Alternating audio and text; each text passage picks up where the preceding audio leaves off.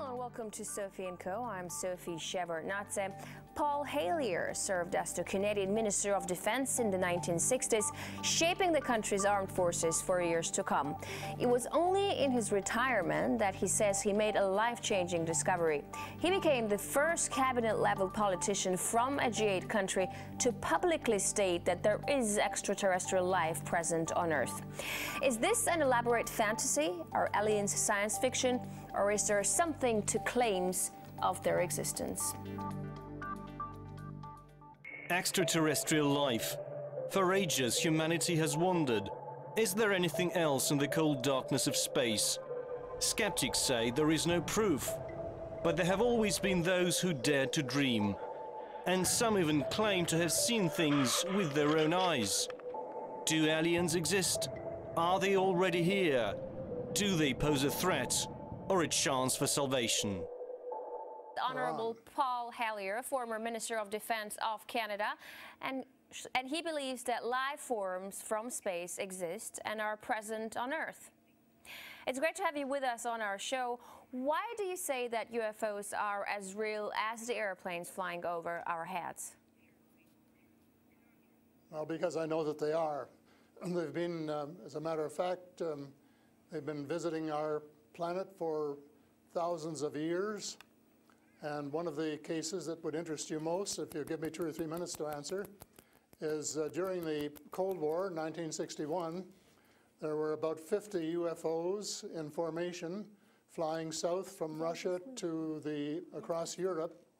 And the Supreme Allied Commander was very concerned and about ready to press the panic button when they turned around and went back over the North Pole. So they decided to do an investigation, and they investigated for 3 years, and they decided that with absolute certainty that 4 different species at least, had been visiting this planet for thousands of years. So that's, we have a long history of UFOs, and of course there's been a lot more activity in the last few decades since we invented the atomic bomb, and they're very concerned about that and the fact that we might use it again. And because the whole cosmos is a unity, and it affects not just us but other people in the cosmos, they're very much afraid that we might be stupid enough to start using atomic weapons again, and this would be very bad for us and for them as well. So no serious scientist has ever publicly confirmed evidence of an encounter with extraterrestrials. Why would scientists not confirm the facts if they exist? I'm afraid they must go out of their way not to find out.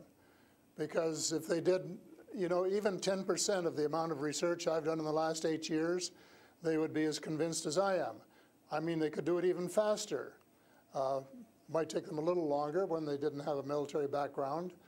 But there are so many wonderful books that tell these stories, and they've been authenticated. The sightings have been authenticated by more than one witness, and also by radar. And they have landed in various places around the world, including Russia. There's a famous case there. I can't remember the name of the place, but it was widely reported at the time. A man wrote a book about it, and then the French bought the book rights so that it wouldn't be circulated around. There's just so much evidence. If anybody will take the time off to do a little bit of research and study. But people just are, you know, some people are interested and will take the time, and the others just say, oh, you know, it's just fantasy. Mm-hmm. But since I've been public on this subject, I get, probably 3 or 4 emails a week from all over the world from people who have actually witnessed sightings. And some of them who have actually been on the ships, and some of them who have actually been transported to another planet. And so this information is not, you know, it is top secret in a way that the governments aren't talking about it. But if you listen to the whistleblowers and the people who have worked in the industry and who know what is going on, there is just a lot of information out there and it doesn't take very long to get your hands on it. But see, the problem is that some people who report UFO sightings and alien abductions have been shown to make things up to make things up to be famous, to make money, or just for a prank. How do we tell fiction from a fact? Well, you have to spend a lot of time trying to find. We used to say separating the wheat from the chaff, and it takes a lot of effort. When I was minister, I got sighting reports, and when we checked them out, about 80%, about 8 out of 10, were not real.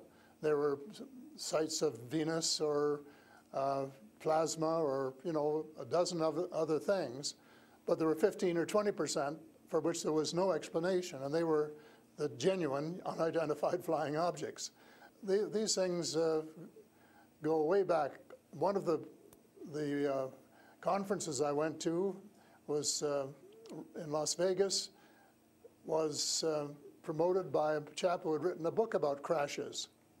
And there were dozens and dozens and dozens of them, and many of them very, very well authenticated, so that it would be impossible to read all of that evidence and not to come to the conclusion that these vehicles were real. Have you ever had your own encounter with aliens? Not an encounter with aliens, no. I have seen a UFO about 120 miles north of Toronto over Lake Muskoka, where I have a cottage. And 2 years ago, last Canadian Thanksgiving, which is October, my wife decided she wanted to go out and look at the stars. So I'm not much of a night man, but I put on my cap and went out with her. And she looked into the eastern sky and said, "There's a star." And I turned around the other way and I said, "Oh, there's a much brighter one over here." And she looked and it was. And we watched it until our necks almost broke for about 20 minutes. And it was definitely a UFO, because it could change position in the sky by 3 or 4 degrees in 3 or 4 seconds. And I checked out, there were no satellites that could do that. The space station wasn't going by, and it isn't able to move that fast anyway. And there was no other explanation except that it was the real thing. And 2 days later, I went down on the dock, got a comfortable chair, and watched it came back almost to the same spot and entertained me for as long as I could take it. And then I went back to the cottage. But it was very interesting, because it would drop down in the sky and then it would roar back up, and then it would shift across a few degrees and do a circle and come back at a speed, but just astronomical speeds. As you know, they travel very, very fast. So does it just look like a falling star that falls really quickly and then rises again? What does it look like? Well, it just looked like a star. It just looks like a star. Right. And I don't know if you're a person who's ever read the Bible or not, but I think the Star of Bethlehem is one of God's flying saucers. Mm-hmm. But you also tell me that people write you emails, 3 to 5 emails a week, and they've actually been abducted, or they have encounters with the aliens. Do they actually tell you what these aliens look like? I mean, everyone's interested. How would I know if I see an alien and if he abducts me? Well, the first question you have to ask is, how many species are there? And I used to think there were, between 2 and 12. And Apollo astronaut Edgar Mitchell, who came to Toronto a few years ago and had dinner with us, agreed that it was somewhere between 2 and 12. But the latest reports that I've been getting from various sources are that there are about 80 different species. And some of them look just like us, and they could walk down the street and you wouldn't know if you ran, walked past one. And they're what we call the Nordic blondes, and also the tall whites, who were actually working with the United States Air Force in Nevada. They're able to get away with that. They had a couple of their ladies dressed as nuns went into Las Vegas to shop, and they weren't detected. And I have a friend who saw one of the men walking along the street, and somebody who would recognize that they were different, and he did. So there are those kind, and then there are the short grays, as they're called, and they're the ones that you see in most of the cartoons. They're have very, very slim arms and legs, and they're very short, just a little over 5 feet, and they have a great big torso and a great big head and great big brown eyes.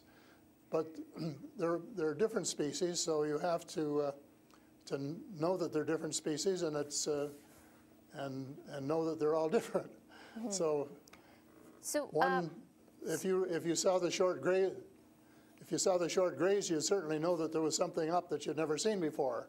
But if you saw one of the Nordic blondes, well, you'd probably say, "Oh, I wonder if she's from Denmark or somewhere," So this species that you're describing, are they all different in terms of nice and mean? Are some of them nice and benevolent? Are others nasty? Or how are they? Are they good to people on Earth, or are they here to harm them?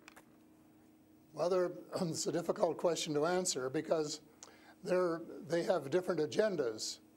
And maybe all of us on Earth should have the same agenda, but you couldn't say maybe that Russia and China and the United States all had the same agenda at every turn, because they don't. And I would say that nearly all are benign, they're benevolent, they want to help us. There may be one or two species which do not. And that's one of the things I'm investigating at the moment, is to see who they are and what they're up to and what their agendas really are. All right, we're talking to Paul Hellyer, former Canadian Minister of Defense, who says extraterrestrial life forms exist and are present on Earth. We'll talk more about what they are and why they're here after a short break. Stay with us.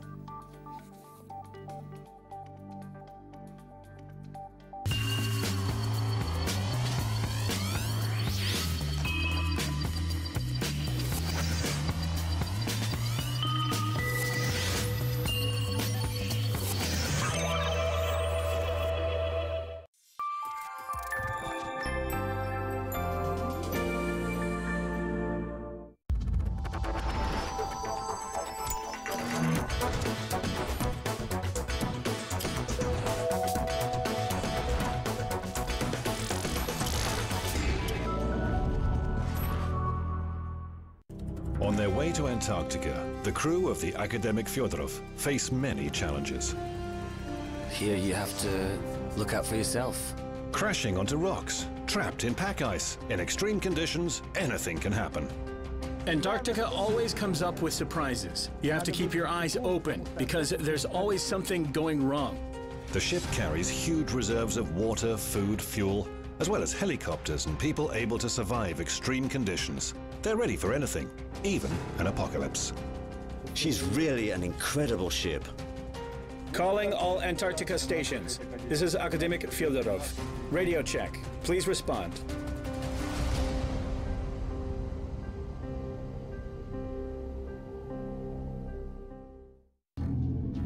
Unexplored Antarctica.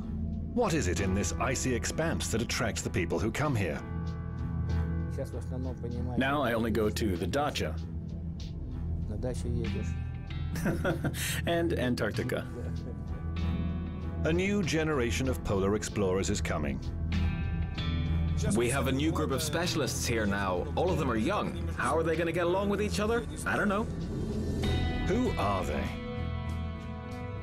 I used to be a bureaucrat. Seriously. What adventures await in this mysterious land? Where do they live? What do they eat? And what are they actually doing in Antarctica?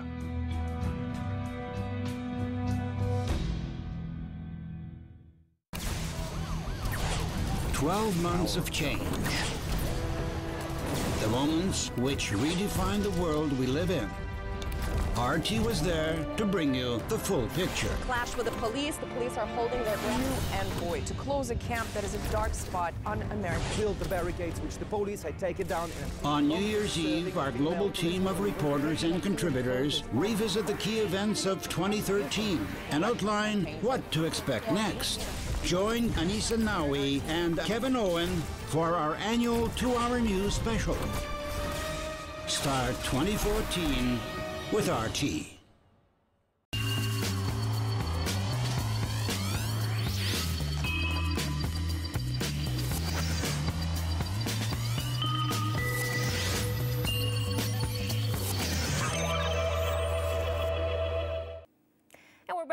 Paul Hellyer, former Canadian Minister of Defense, to talk about extraterrestrial life forms. Great to have you back. So these extraterrestrial creatures, where did they come from and how did they get here to Earth? They come from various places. For a long while, I only knew about ones who came from different star systems.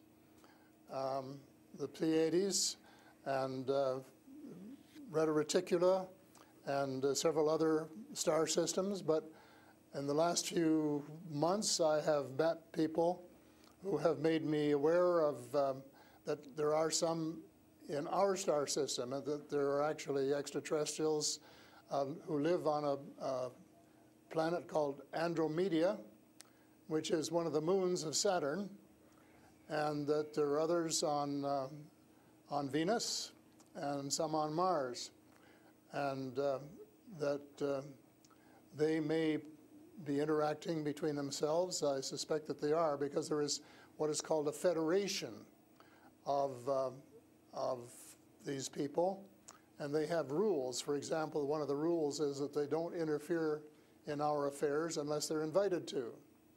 And that's one of the reasons probably that we haven't seen more of them until very recently. And so but what do you mean? There are a lot of people who want to interact with them. There are a lot of people who actually want to see them and know who they are. What, they need a special invitation to interact with us? What does it mean? They don't want to interfere into our affairs. Well, they don't want to tell us how to run our affairs. They have accepted the fact this is our planet and that we have the right to run it. But they're very, very concerned.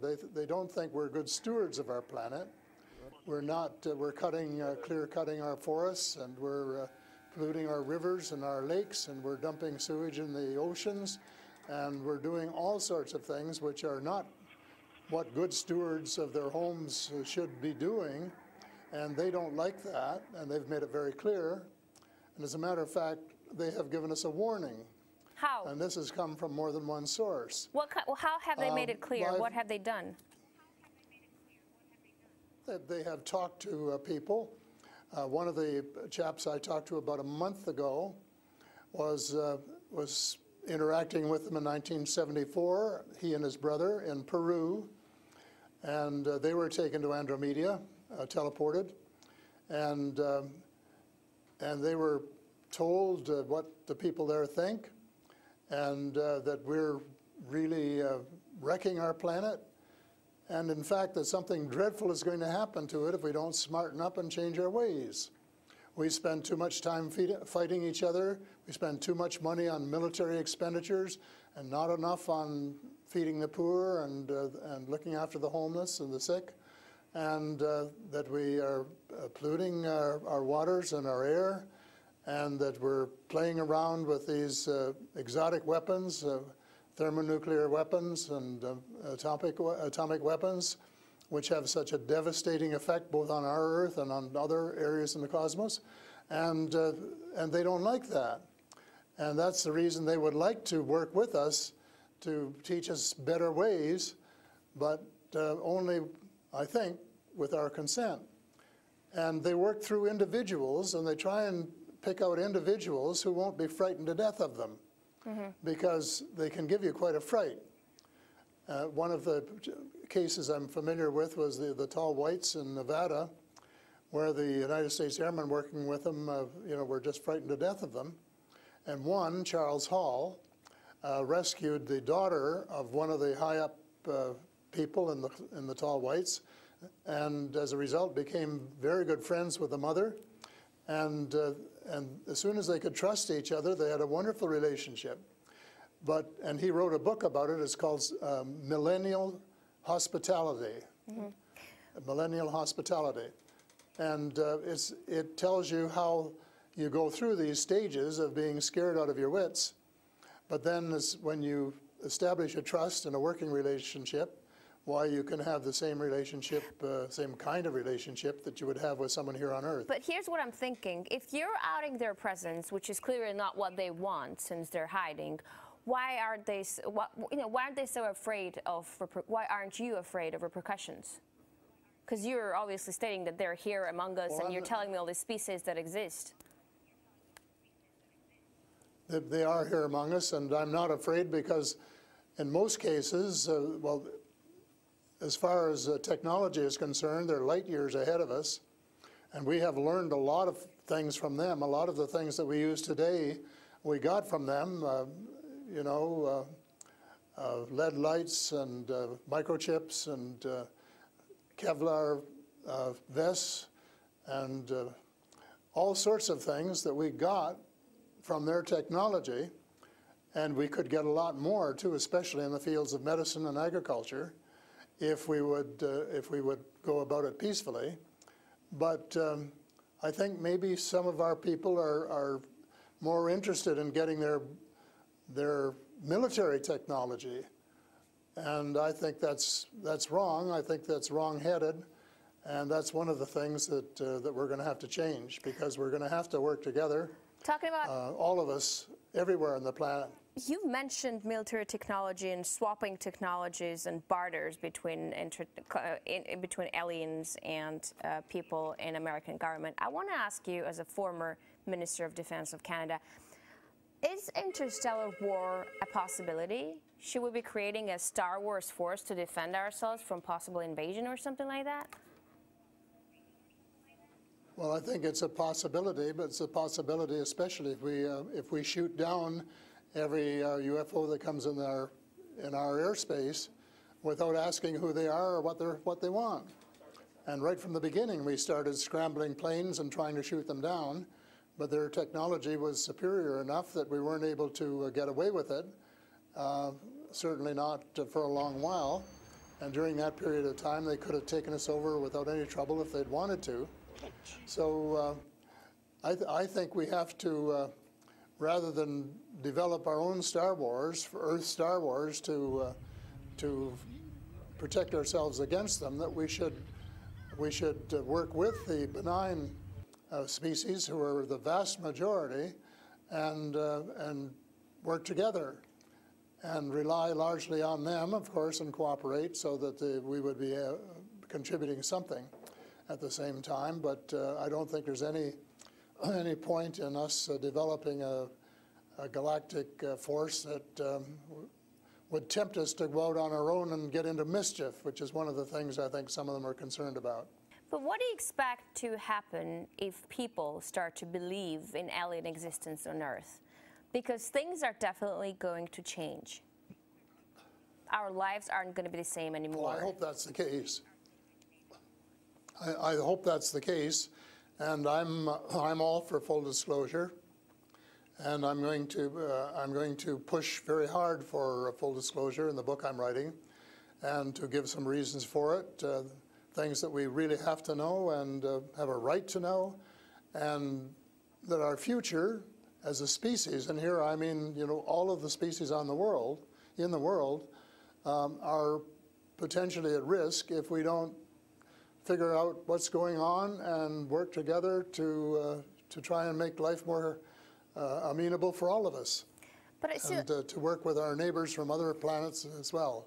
But still, like, I'm thinking to myself, if they've been here for such a long time, as you say, and they're interested in helping humanity, as you say, why is our world such a mess? I mean, if you want to help someone, you just help someone. You don't wait for someone to invite you to help that someone, no? Well, I don't, you know, it's something that I think parents can sometimes say to their children, this is what you should do. But that doesn't mean the children are going to do it, does it? Because the cosmos is based on free choice. And we're given the option of making mistakes, of making wrong choices. And I guess what bothers some of us is we've made too many wrong choices and not enough right choices. So we're going to have to start switching our priorities and stop spending so much time and effort and weapons to kill each other or to dominate each other, and spending a lot more time on how to help each other to have a better life and a more just society, and a life which is healthier, and where the health care is better, and where the food distribution is better, and where the air is cleaner and the water is cleaner, and all of those things that are waiting to be done if we just get together and row, as we say, rowboat, row in the right direction, the same direction. And it's possible, but it's a tall order, and so far we haven't done it. My thesis will be that we have to do it, and we have to start doing it right away. Thank you so much for this interesting interview and insight on extraterrestrial life. That was Paul Hellyer, former Canadian Minister of Defense, who says aliens exist and live among us on Earth. That's all the time we have for today. I will see you in the next edition of Sophie & Co.